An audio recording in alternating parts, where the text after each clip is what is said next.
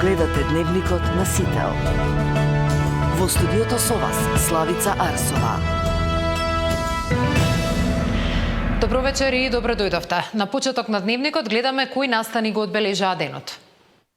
Договор за стратешко партнерство Македонија Велика Британија вреден 6 милиарди евра. Инвестиции во инфраструктура, здравство и енергетика. Двете страни демантираат дека цена е изградбата на кампови за азилант. Камен темелник на нова турска фабрика. Шахтер влегува во тир со 25 милиони евра и 200 работни места само во првата фаза. Уставниот суд со испразнето столче. Управен го поништи изборот на една од судиките поради сериозни пропусти во постапката. Марш на ангелите во Кочани, обвинувања за судството поради пресудата за модуларната болница. Можене состанок на Путин и Зеленски велат од Москва. 8 цивили загинаа во руски воздушен напад. Што точно предвидува договорот за стратешко партнерство со Велика Британија, под какви услови ќе се задолжуваме и за кои проекти ќе се трошат најавените 6 милиарди евра. Мој гостин во овој дневник е вице-премиерот и министер за транспорт Александар Николовски. Останете со нас, почнуваме со Дневник.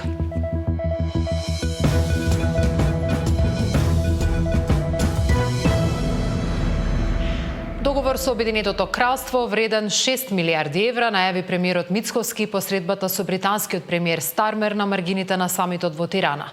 Од владата велат дека станува збор за стратешки инвестиции во енергетиката, инфраструктурата и дигиталната трансформација. Се најавуваат најповолни услови досега, а покрај економскиот елемент фокус се стави и на стратешкото партнерство со една од највлијателните земји во светот. Но додека премиерот зборува за милиарди, вниманието го привлече и веста објавена од британски Телеграф дека Македонија би прифатила мигранти во замена за економска поддршка. Амбасадорот на Обединетото кралство во Скопје Метју Лосон денеска експлицитно демантира ваков договор нема. Што точно е договорено и какви се деталите, известува Даниел Василев. Договорот за стратешко партнерство со Обединетото кралство е втор столб на меѓународната позиционираност по стратешкото партнерство со Соединетите Американски држави. Премиерот Мицкоски и британскиот амбасадор во земјава Метју Лосон на заедничка пресконференција по вчерашната средба Мицкоски-Стармер. Фундамент на договорот е инвестициски циклус кој ќе има вкупна рамка од 6 милиарди евра британски пари. Мицкоски вели, договорот ќе придонесе во модернизација на македонските вооружени сили и подлабока интеграција во стандардите на НАТО, поголема безбедност на границите, а ќе овозможи досега најсилна економска соработка меѓу двете влади. Дел од овие пари ќе бидат употребени за инвестиции во инфраструктурата, изградба на модерна карго и брза патничка железница од Табановци до Гевгелија, инвестиции во здравството и нови болници, завршување на проектот на клиничката болница во Штип, заедно со зградата на новиот медицински факултет, студентски дом со капацитет од 200 легла, изградба на болницата во Кичево, заедно со здравствен дом, реконструкција на клиничката болница во Тетово и така натаму. Британскиот амбасадор оцени дека договорот е врвен момент во билатералните односи меѓу двете држави, изградена на заеднички вредности, заедничко членство во НАТО и мощна богата трговска размена. Ние сме големи инвеститори и британската влада реши да го надградува тоа преку договор меѓу двете влади, кој што се фокусира на трговија и инвестиција за да се креира поголем раст и стотици милиони фунти од кои што граѓаните на оваа земја ќе имаат корист заедно со граѓаните на нашата земја. Затоа ова е фантастичен момент, како што рековте, премиере. Навистина ни е драго заради зацврстувањето на нашето партнерство. Сепак, Мицкоски не даде многу детали околу условите под кои државата ќе се задолжи и ќе ги добие 6 милиарди евра од Велика Британија. Јас од прилика контурите ги знам, бидејќи веќе се преговараат со месеци и можам да кажам дека се најдобрите што некој може да ги има на пазарот. Но се уште не е тоа финиширано, се уште не е конечно, иако сме близко до конечно решение. Многу скоро до денеска и тоа ќе биде објавено во јавноста. Прашан како овој заем од 6 милиарди евра ќе влијае на јавниот и државниот долг, Мицкоски вели, вбризгувањето на британските пари во македонската економија ќе биде паралелен процес со растот на бруто домашниот производ на државата. Дополнително, според него, олеснителна околност е грејс периодот кој го дава британската влада со оглед на тоа што Македонија парите ќе почне да ги враќа од 2027 година. очекувам да бруто домашниот производ побрзо расте отколку долгот, така што очекувам дека во крајна смисла ефектите ќе бидат со намалување на јавниот долг, а не со зголемување, бидејќи станува збор за инвестиции капитални, не станува збор за поземување пари за трошења, социјални трансфери и така натаму. А знаете, во градежништвото парите најмалку три пати се вртат. Така што јас не очекувам да има некакви импликации во тие параметри, уште повеќе што првата фактура би требало да стигне на почетокот од 2027 година. Британскиот премиер Стармер во Тирана отиде со агенда да најде чаре за големиот број на илегални мигранти во Обединетото кралство. Беше одбиен од албанскиот премиер Еди Рама за изградба на кампови во кои би се стационирале азилантите кои ќе бидат одбиени од британската влада. Стармер кажа дека Британија е во комуникација со други држави, но не ги откри. По ова, во британските медиуми се пишуваше дека како можни приматели на мигранти се државите од Западен Балкан, меѓу кои Србија, Босна и Херцеговина, а некаде се споменуваше и Македонија. Прашан за овие пишувања во британските медиуми, Лосон демантираше и вели дека согласно договорот, соработката околу мигрантите во делот на разузнавачките информации. Тоа се однесува на полициските сили кои што ќе работат заедно, соочување со криминалните банди, подобро споделување на разузнавачки информации и тоа се прави веќе со неколку други европски земји тука. Ние како британци мора да го имаме тој механизам и самите билатерално со земјата. И ова е навистина тоа за што се работи. Со сама друга приказ на тоа што се зборува дека ќе се прифаќаат мигранти. Не се работи за тоа. Сакам навистина да бидам јасен во тој дел, затоа што оно на што се договоривме е дека ова е широко партнерство во однос на безбедноста, трговијата, одбраната, образованието и инвестиции. Со оглед на тоа што Велика Британија се соочува со големи проблеми со илегалната миграција, барем за сега стратешкото партнерство нема да значи укинување на визите за македонските државјани. Лосон вели дека ќе му биде задоволство во рамки на партнерството двете држави да разговараат за ова прашање, но појаснува дека миграцијата е политичко прашање внатре во Велика Британија. Даниел Василев, Сител телевизија. Експертската заедница поздравува најавата за влез на свеж капитал и можноста за сериозен инвестициски циклус. Сепак, за целосна анализа на ефектите, очекуваат владата детално да ги објави условите за користење на овие пари и проектите во кои ќе се инвестира. Со професорот Бурче Треновски разговараше Наташа Мирсовска, гледаме дел од неговите ставови. Премиерот Мицкоски најави инвестициски циклус од 6 милиарди евра. Договорот со Велика Британија ќе се подпише следната недела. Треновски, што би значело ова за македонската економија? Видите, секој пристап до средства свежи, посебно капитал кој би дошол во нашата економија, кој би се употребил за капитални инвестиции, позитивна порака за нашата земја. Имајќи превид дека имаме ограничен пристап до капитал, дека имаме простор значаен за да ја подобриме и инфраструктурата, и во социјалата, и во здравството, и во образованието и така натаму, така да секоја ваква информација е особено важна за нас. Имајќи превид дека станува збор за значајна сума на средства, тоа е некаде околу 40% од нашиот бруто домашен производ, скоро колку нашиот буџет. Меѓутоа секогаш се отвараат неколку сегменти, ние економистите низ неколку аспекти треба да го погледнеме оваа информација. Најпрво во контекст на структурата. Знаеме дека сумата е значајна, меѓутоа е во структурата. На кој начин ќе доаат овие средства, дали ќе бидат заем, дали ќе бидат грант дел, дали ќе бидат донација во еден дел, дали ќе бидат јавни приватни партнерства. Особено важна работа е како ќе се комбинира нивното реализација, дали ќе бидат домашни, дали ќе бидат странски фирми. Спомна премиерот 70-30, што е особено важно, меѓутоа еве да видиме на кој начин ќе се одвива тоа. Тоа ќе биде особено важно. Во колкав период ќе ги повлечеме тие средства, колкави ќе бидат фискалните ефекти од нив. Значи се отвараат некои прашања за кои се надеваме во следните денови ќе добиеме одговор со цел да можеме детално да ја елаборираме од економски аспекти целата слика. Втората работа особено е важна.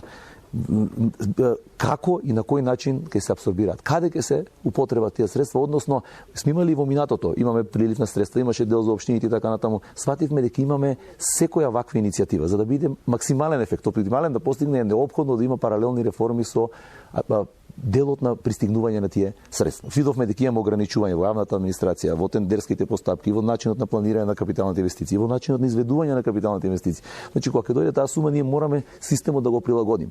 Мораме да направиме систем за управување со капитални инвестиции, мора да ги зајакнеме институциите во делот на јавните набавки, да ги подготвиме домашните компании и изведувачите со цел максимално да го искористиме. Да не се случи тој период да се одложи, да дојде сметката за враќање, ние да не биме подготвени. Трета работа, која е особено важна во оваа насока, е планирањето, односно како ќе бидат распределени тие средства. Добра работа е што спомна особено премиерот, дека ќе бидат во Кичево, во Штип болницата, студентски домови ќе се градат, значи ќе бидат диспрезирани целата земја. Многу е важно како ќе бидат проектите, да не бидат само во центарот, да не бидат само во главниот град, да бидат проекти кои ќе носат на долг рок поврат, да не е само на краток рок додека се изведуваат. Меѓутоа инфраструктурните проекти, карго, кои се спомна капацитетите и така натаму, тие ќе имаат значајни ефекти. Меѓутоа ние мораме системот на планирање на овие капитални инвестиции значајно да го подобрим. Во тема на денот, како што најави, вице-премиерот и министер за транспорт Александар Николовски. Добро вечер и добре дојдовте. Добро вечер, благодарам на поканата и поздрав на сите што ни гледат. Дел од работите станаа познати по денешната пресконференција на премиерот, меѓутоа морам да кажам дека голем дел од прашањата се уште се неодговорени. Господине Николовски, дали веќе точно се знае што договоривме со Велика Британија? Апсолутно, ова беше процес кој што траеше повеќе месеци, би рекол и години, веќе кажам прв пат во јавност дека ние уште кога бевме опозиција иницијални контакти почнавме на оваа тема, така што воопшто работата не е случајна и воопшто работата не е нешто што се случило преку ноќ. Сметам дека вчерашниот ден ќе остане запаметен како историски и дека ќе се бележи во историјата на Македонија како ден во кој што сме постигнале стратешко партнерство со втората светска сила. Јас би сакал да бидам подиректен, затоа што Велика Британија е единствената кралска империја која што преживеа во светот, е нуклеарна суперсила, е земја членка на Советот за безбедност на Обединетите нации, земја победничка во Втората светска војна, земја со најголемо културолошко влијание во светот, затоа што англискиот јазик е стандард за секој човек кој што сака нешто плюс да направи од себе, а културата, британската култура, англиската култура е таа која што доминира, дали е тоа во Велика Британија, дали е во Комонвелтот, дали е во Австралија, во Канада, во Соединетите Американски држави, тоа е културата која што во моментов ја доминира не само западната цивилизација, туку целиот свет.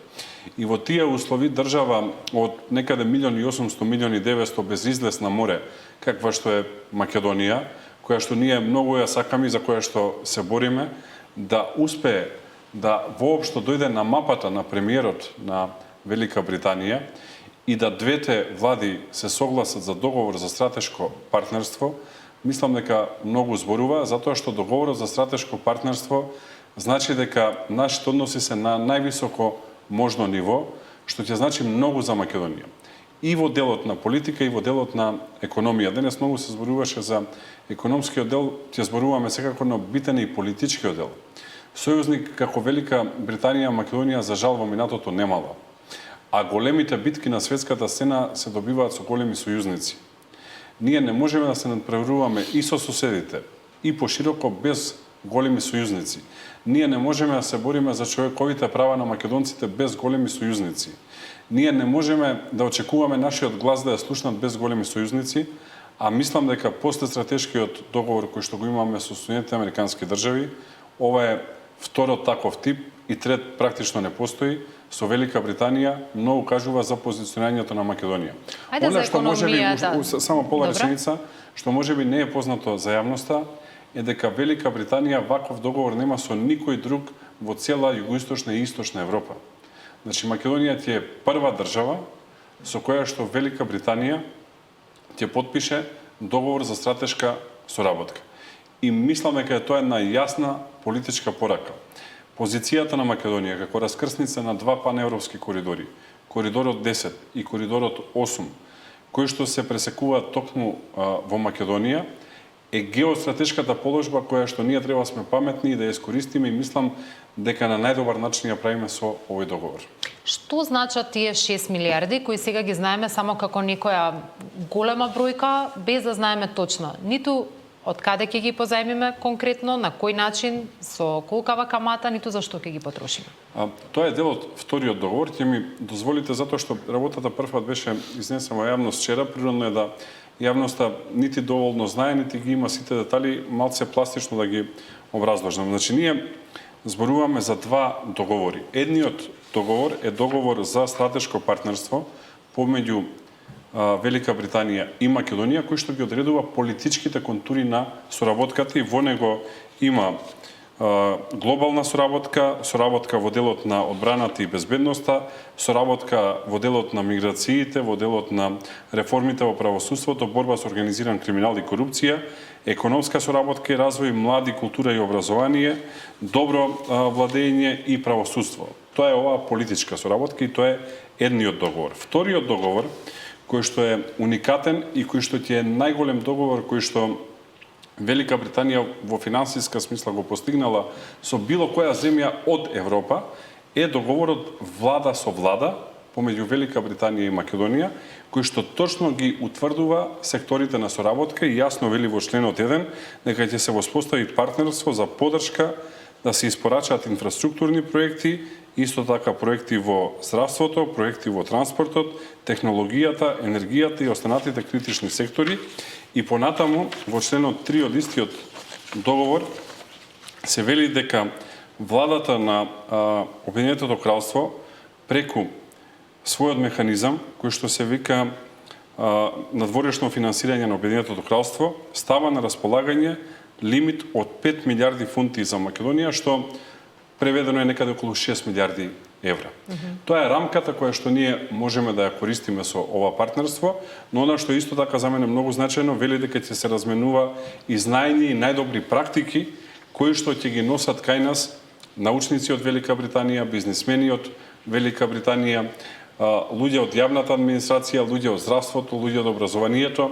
Значи, овие два договори треба целосно Македонија да ја трансформираат и да ја однесат на едно друго ниво. Ова не е договор само како што беше денес прокоментирано од некои во јавноста за позајмување или за кредит. Ова е договор кој што Македонија треба целосно да ја трансформира како општество, треба целосно да ја трансформира како држава. Да работи со јавната администрација, да работи со здравството, да работи со образованието, секако да работи со бизнисот, со цел не само да се зголеми животниот стандард, туку и да целокупно условите за живот се подобрат. И не случајно за старт ги одбравме двата најбитни сектори. Едниот е транспорт и вториот е здравство, за кој што веќе имаме договори. Во однос на рамката која што ја имаме, таа е рамка која што е на неограничен временски период, значи никој не вели до тогаш мора да ги искористите овие средства, и е рамка која што не значи дека сите средства ќе бидат искористени, туку соодветно на потребите кои што Македонија ги има. Во моментов имаме спремни проекти за некаде околу 2 милиарди фунти, што би било некаде околу 2,2-2,3 милиарди евра, и тоа се првите проекти со кои што ќе стартуваме во периодот кој што е пред нас. Кои се тие конкретно проекти? Дали, бидејќи велите дека тие се веќе подготвени, каде ќе се потрошат тие први пари и кога очекувате дека таквата реализација ќе почне? Денеска премиерот Мицкоски кондуторите ги кажа веќе на пресконференцијата, заедничката пресконференција со амбасадорот на Велика Британија. И мислам, ако ми дозволите уште една реченица, тоа што амбасадорот на Велика Британија се појави заедно со премиерот на Македонија на заедничка пресконференција вчера, двајцата премиери Мицкоски и Стармер, не само што има заедничка средба на која што имав чест да присуствувам, туку има и заедничка изјава, многу говори за односот помеѓу двете држави. Во однос на иницијалните средства кои што ќе се користат, првиот голем проект е брзата железница, односно брзата пруга на коридорот 10, која што треба да оди од Табановце до Гевгелија, односно од границата со Србија до границата со Грција. Имајте предвид дека имаше многу шпекулации во јавност. Прв пат сакам да кажам за дефинитивните одлуки кои што ги имаме, а тоа е дека ќе се користи постојната рута, односно ќе се користи рутата која што оди од Табановце, поминува покрај Куманово, влегува во главниот град Скопје, оди до новата железничка станица и надолу се спушта по реката Вардар и ја користи долината на реката Вардар, покрај поминува Велес, Неготино, Демиркапија, Гевгелија и излегува на границата со Грција. Со тоа што тоа нема да е обична реконструкција на пругата, во смисла се вадат старите пруги, се стават нови пруги, туку ќе е на целосно нова линија со два колосеци. Ние во моментов имаме линија која што е со еден колосек и која што е за жал во очајна состојба. Целта е да имаме двоколосечна линија, по едниот колосек да транзитираат патничките возови, кои што ќе транзитираат со брзини од 160 км на час и погоре, што значи дека цела Македонија ќе се поминува некаде од граница до граница за час и 15 до час и 20 минути, имајќи предвид дека постојната линија од Табановци до Гевгелија е 235 км, но затоа што ова ќе е линија која што ќе има многу поправа линија, очекуваме се намали и бројот на километри некаде за 20 до 25 км, и вториот колосек ќе биде карго колосек каде што ќе транзитираат само товарните возови кои што треба да оперираат со брзина од 110 до 120 км на час и да може да транзитираат возови со 750 метри, што се најдолги возови во светот, што воопшто постојат, и е најголема брзина за карго воз, што ќе значи Македонија директно да се отвори за јужните пристаништа. И еве прв да кажам една пресметка, нашата пресметка е дека доколку Македонија ги ја постигне целта која што ја презеде со планот за раст од 327.000 тони по километар превезена роба, во тој случај само од транзит треба да добива 120 милиони евра годишно, што значи дека инвестицијата во пругата ќе се врати.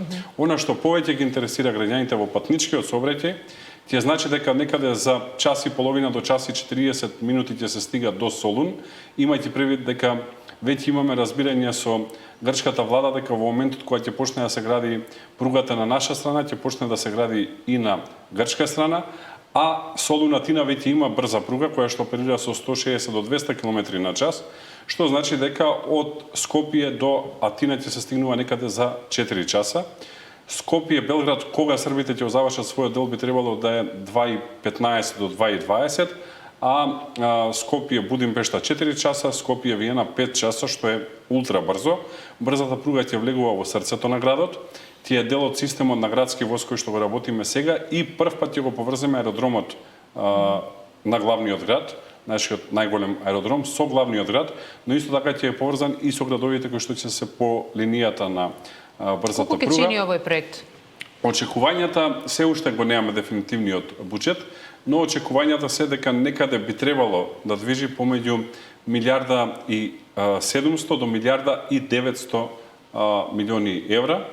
Се трудиме да добиеме најдобар можен аранжман и најевтин можен аранжман, и мислам дека кога ќе излеземе со финалниот договор и со цените, јавноста ќе може да спореди за колку граделе други држави, па да види дека и тука многу домаќински сме се однесувале, но за тоа ќе дозволите, ќе ни требаат уште би рекол месец до месец и половина како би можеле целосно да излеземе со финален договор кој што би требало да се прифати. Што друго планирате да патите во овој прв инвестициски циклус, како што велите? Во однос на здравството, веќе имаме согласност за изградба на клиничка болница во Штип. Тоа за источниот дел е децениски проблем. За жал, во моментов Македонија е пред арбитража на Меѓународниот арбитражен суд заради обидот за изградба на клиничка болница во Штип, затоа што таа никогаш не се заврши.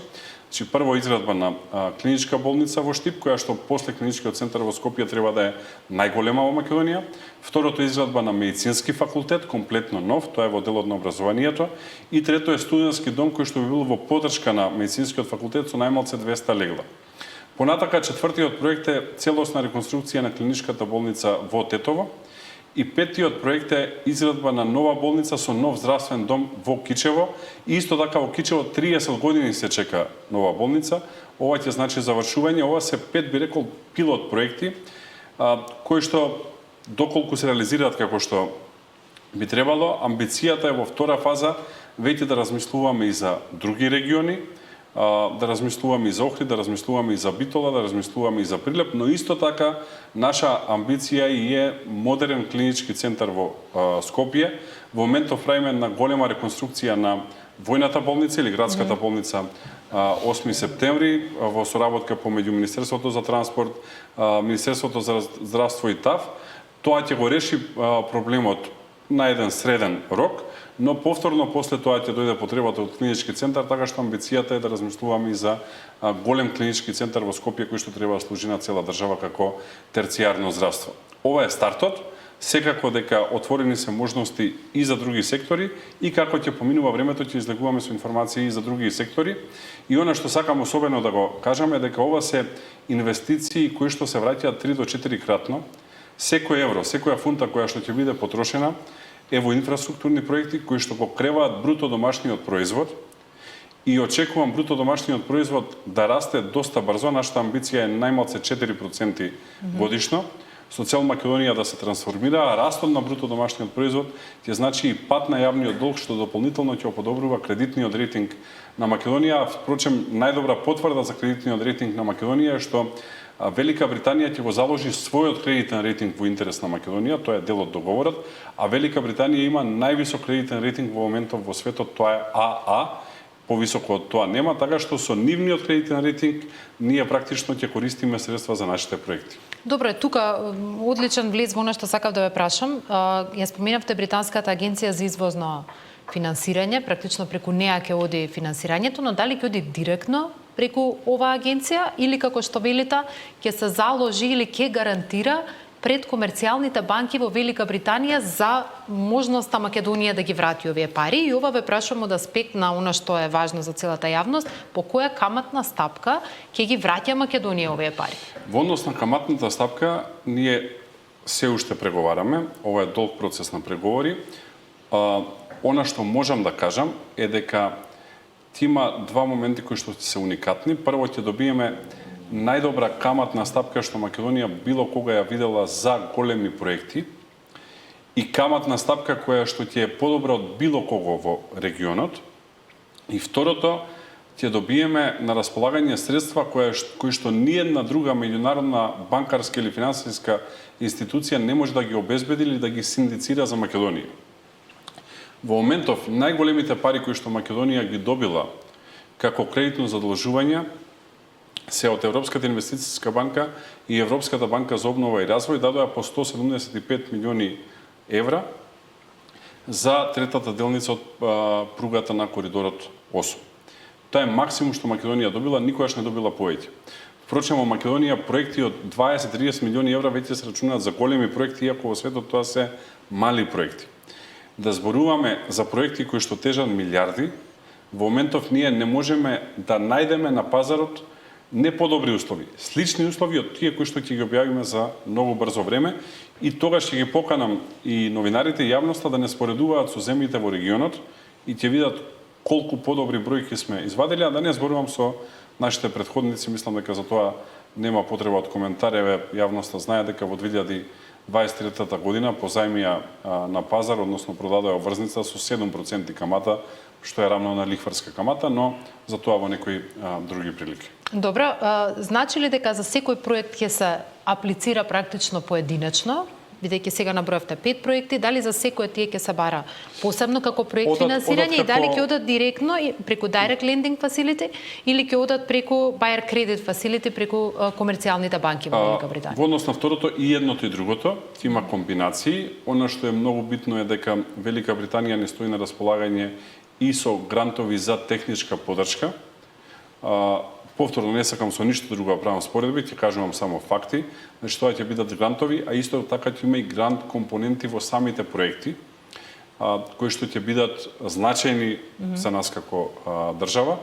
А во однос на тоа кој извор ќе се користи, ќе е комбинација од двата извори кои што ги споменавте, затоа што се работи за големи средства, но повторувам, условите и рочноста на враќање ќе бидат најдобри кои што не Македонија, туку регионот воопшто ги видели. Има Британската агенција за извозно финансирање еден услов кој важи за сите договори кои ги склучуваат, тоа е најмалку 20% од работите да бидат изведени од британски компании. Зашто преговараме ние, дали за 80-20, 70-30? Која е рамката, колку македонските компании ќе имаат учество? Има два концепти, едниот е доколку одат директно со компанија, тоа е најмалку 20, а вториот доколку се користат компоненти од Велика Британија да биде минимум 30%, што отвара простор од 70% за македонските компании. Само да дадам споредба на други проекти каде што никогаш не сме отишле повеќе од 49% како држава. Зборувам за активни проекти во моментов во автопатската сфера и во други сфери, а имаме и активни проекти во моментов исто така во инфраструктура каде што локалната компонента не е ни 10%. Така што ова ќе е најголем простор за локална компонента воопшто виден во Македонија и најави премиерот денеска дека ние за скоро време ќе поразговараме со стопанските комори, со бизнисот, да ги презентираме овие проекти и да ги поканиме да се вклучат, затоа што треба сите да се ангажираат, да се мобилизираат, да може да ги абсорбираат. Треба да има колкав е абсорбциониот капацитет на нашите компании, но и нашите компании ќе растат. Една од работите која што ни е договорена е дека покрај знаење ќе се трансферираат и добра кон нашите компании, во смисла ќе се стават на располагање машини до кои што нашите компании не може да дојдат дури да имаат пари, ќе се стават на располагање инженери кои што можат да постават нови системи на работа до кои што нашите компании исто така не може да дојдат, така што очекувам ова што го правиме со Велика Британија покрај општеството сериозно да го трансформира и бизнисот. Паметиме ние добри времења на македонското градежништво која беше конкурентно надвор, за жал во моментов не е. Моето очекување е дека после 1 до 2 инвестициски циклуси, после кои што се обично по 5 години, значи после 5 до 10 години, македонското градежништво повторно да е меѓународно конкурентно и наместо да гледаме странски фирми кои што доаѓаат да работат во Македонија, да гледаме македонски фирми кои што одат да работат надвор.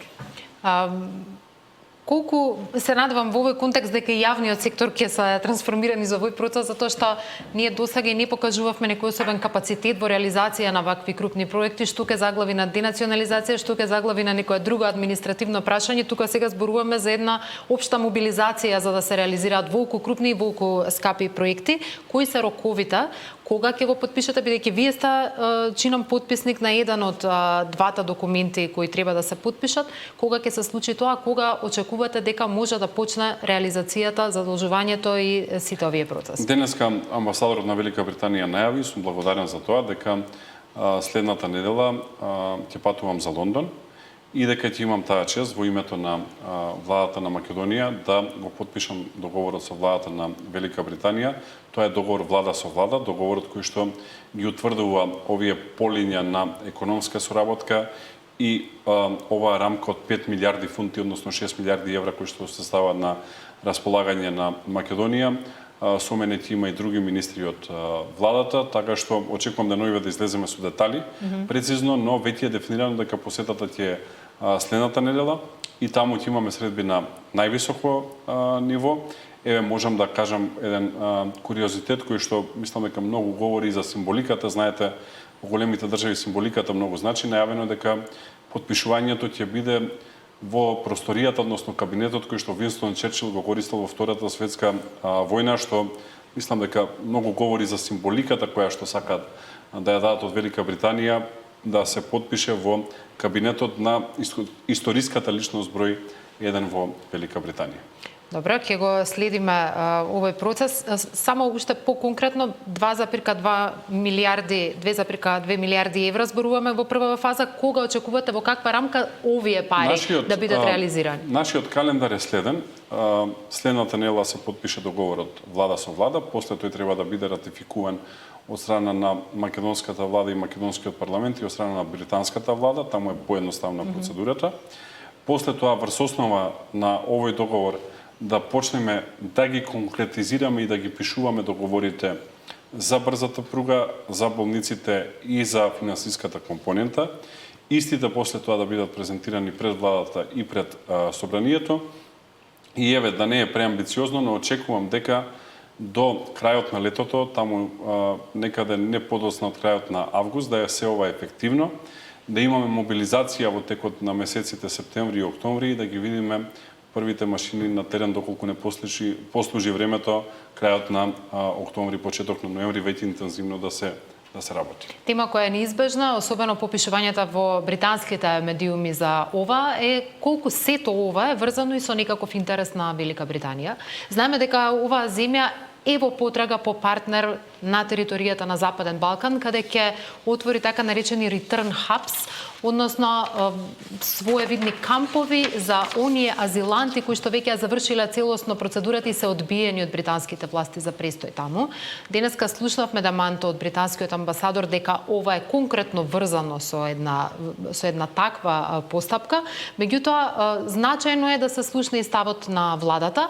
Дали владата е подготвена за оваа придобивка или ова стратешко партнерство да влезе во преговори со британската влада за отварање на кампови? Нашите услови за стратешкото партнерство се одамна дефинирани и тие се дел од овие два договори и практично јас ги рачунам, ги сметам преговорите за завршени, затоа што веќе имаме конкретни документи пред нас. Ако зборуваме дека следната недела ќе подпишеме влада со влада во Лондон, значи дека веќе договорот е завршен. Во тие договори никаде нема таква одредба. Јас сум свесен дека шпекулации постојат секаде и секогаш контекстот беше сосем друг, беше поврзан со надрешни случувања Велика Британија, една несретна пресконференција која што Еди Рама ја имаше пред 2 дена во Албанија и така натака и се создаде еден контекст, но најдобриот одговор го даде представникот на Велика Британија во Македонија, тој е амбасадорот кој што денес многу јасно кажа дека нема таква работа, беше многу директен, многу јасен, а секако дека ние ќе соработуваме со Велика Британија во борба против организиран криминал и корупција и во борба со нелегална миграција. Ние, впрочем, во интерес на јавноста, таков механизам имаме со Европската Унија, се вика Frontex. Да подсетам одредени дека се радуваја дека сме го подпишале договорот за Frontex, тоа беше настан број 1 во 2023 година, точно. Сега цела јавност знае дека Велика Британија излезе од Европската Унија и договорите кои што Велика Британија порано ги имаше со државите во рамки на Европската Унија, сега почнува билатерално да ги подпишува. И тоа и нема ништо друго освен исти договор како што имаме со Frontex, да имаме и со Велика Британија, затоа што веќе не е членка на Европската Унија и тоа е тоа. Но, мојот кредибилитет може да е оспоруван од некого или не, но кредибилитетот на амбасадорот на Велика Британија мислам дека не може никој да го спори. Добро, го слушнавме Еди Рама дека се произнесе по однос на тие преговори кои британската влада ги води, дека никогаш во иднина или барем не во својот мандат не би одобрил такви return hubs на територијата на Албанија. Дали ние имаме изградена позиција по однос на ова, затоа што има земји, например Руанда, случајот таму се развива во Велика Британија. Таму почнува со одредено стратешко партнерство, меѓутоа по известно време се постигнува и договорот во однос на миграцијата, тоа се комплицира во британските судови така натаму, меѓутоа имаме ли ние како држава став по однос на ова? Јас не знам што преговарале со Албанија и со Еди Рама, тоа треба тие да кажат, но знам дека со нас таква работа не е разговарана и дека воопшто нема таква работа. По линијата на соработка и кажав досега и тоа е тоа. Мислам дека треба да се затвори темава. Всушност, најдобар демант на темата се месеци и години кои што доаѓаат пред нас. Александар Николовски во тема на денот, ви благодарам за гостувањето. Благодарам, беше задоволство. А денеска ставен камен темелник на нова инвестиција во Тирс Скопје се работи за фабриката Шахтерм за производство на системи за грејење, за бела техника и апарати за домаќинство за најголемите производители во светот. Во првата фаза инвестиција од 25 милиони евра и 200 работни места, а целата инвестиција е планирана на 50 милиони евра и над 500 вработени.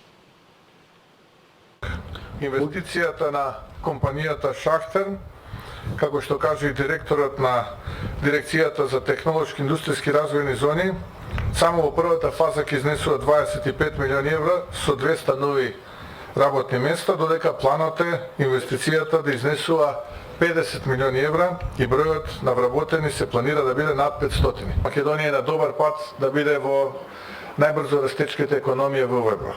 Тие се Во моментов имаме 800 вработени во 3 фабрики. Мојата компанија е извозно ориентирана, дека јас немам тука пазар и дека сакам да ги извезувам моите производи 100% и да направам, да придонесам Македонија да добие девизи. Çok teşekkürler. Yeni kültürel bağlar. Остварената посета на почитуваниот премиер во Истанбул во февруари за средба со нашиот почитуван претседател и заедничката политичка декларација за формирање на совет за соработка на највисоко ниво подпишана за време на оваа посета, исто така ги подигна односите меѓу нашите земји на ниво на стратешко партнерство.